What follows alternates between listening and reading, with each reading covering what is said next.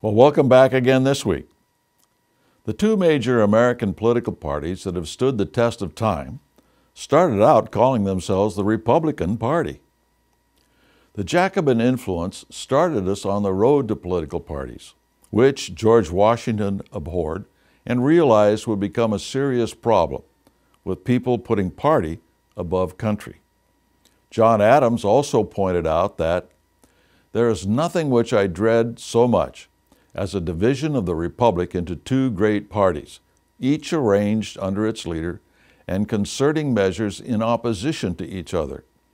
This, in my humble apprehension, is to be dreaded as the great political evil under our Constitution. This was the direction the Jacobin democratic societies took the young nation. Recall in episode 11, they formed a party promoting democracy, necessitating a party in opposition called the Federalist. This initial Republican Party evolved into the Republican Democrats and finally the Democrat Party. It was a process of moving people from adhering to a Republican system into support for democracy. Republican, then Republican Democrat, and finally simply Democrat. Quoting Adams again, "Democracy never lasts long. It soon wastes, exhausts, and murders itself. There never was a democracy that did not commit suicide." We also learn about democracy from our enemies.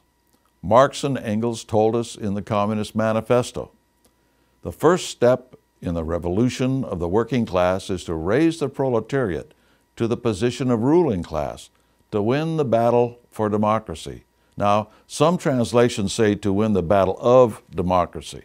Regardless, the first step is to establish a democracy.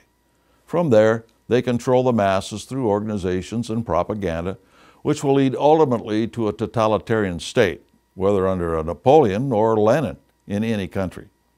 But we know the long goal is a world government. Now, the Second Republican Party came about as the result of the communist leader Horace Greeley meeting with one of his ex-employees, Alvan E. Beauvais, in New York in 1852. At this meeting, they planned for a new party they felt was needed. Greeley suggested the name of Republican Party, harking back to the original Jacobin name. Alvan Beauvais got his early start in politics behind the scenes, working at the Young America newspaper. Beauvais was involved in the National Reform Organization as its secretary in 1848. The association had ties to the Carbonary Young America group, and membership included Chartist revolutionaries who had immigrated from Great Britain. One of the leaders of the NRA was Gilbert Vail, who published the newspaper Citizen of the World.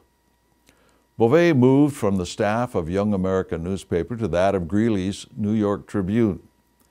Beauvais then moved out to Ripon, Wisconsin, to one of the communes established by Greeley's organization, the American Union of Associations. The commune was called Ceresco. Organization meetings were held in Ripon with commune leaders and local people, and on March 20, 1854, the party was established locally. It did have a 5-member committee running it, which included Beauvais and the communist Jacob Woodruff. Beauvais informed Greeley of the party's founding, and the ball started to roll with promotion by Greeley in almost the entire radical apparatus in the country, mostly in the North and Midwest. Very rapidly, a new national organization grew up calling itself the Wide Awake Republicans, which was run behind the scenes by a secret society headed up by the detective Allan Pinkerton. This organization helped build the party. Allan Pinkerton had fled Britain because of his founding of a Chartist group, the Glasgow Democratic Club, and the British were arresting the Chartist most radical leaders. Once Pinkerton had settled in America, he started to work helping the terrorist John Brown. Pinkerton's detective agency used the all-seeing eye as its logo, and this is where the saying of "private eye" came about to denote a detective. The Wide Awake Republicans' acronym was WAR, W-A-R. They wore uniforms and trained as a militia. They not only worked to build the Republican Party, They also agitated in the North to bring about the Civil War. They marched publicly, but met secretly. The symbol of the eye was used on the certificates issued by war clubs to certify membership as well as on their banners. Another group that helped build the Republican Party was the German Turner Organization. The Turners were a second-generation Illuminist group that was active on German campuses especially. As German immigration to the United States grew as a result of the failures of the revolutions of 1848 and 1849 in Germany, the Turner Organization grew in America. Most did not hide their socialist or communist basis. The Constitution of the Milwaukee Turners declared in favor of the, quote, red flag of socialism, unquote. And in 1850, the New York Socialist Turners was formed.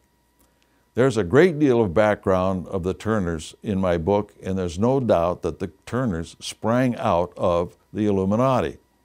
The Turners, like the war group, formed militias, which they trained up, and at the beginning of the Civil War constituted the bulk of the Union Army in the first several months. These were the grassroots of the Republican Party in its early years. Men like Lincoln did not become part of the Republican Party until well after its formation, when the Whig Party dissolved. The true beginnings of both Republican parties has been purged from the history books. They both evolved out of the same radical force. Now, there's a great deal more to this, pages of it in my book to prove the origins of the Republican Party, which, once read, can be verified to a great extent online, once you know what questions to ask. The socialist radicals of the day rallied to the Republican banner, and the party took on a northern appearance due to the adoption of the radical abolitionist position among its adherents, which included the come-outer position of coming out of the Union. In other words, we had a slave country, so we're going to come out of the country, going to come out of the Union in support of abolishing slavery. Now, the northern minions of the conspiracy withdrew from the established parties to a great extent, except for the Democrats, which accelerated the rise of the Republican Party. There was really no other place to go and no other leadership to give the people a real choice or chance. Next week, we talk about the buildup for the Civil War.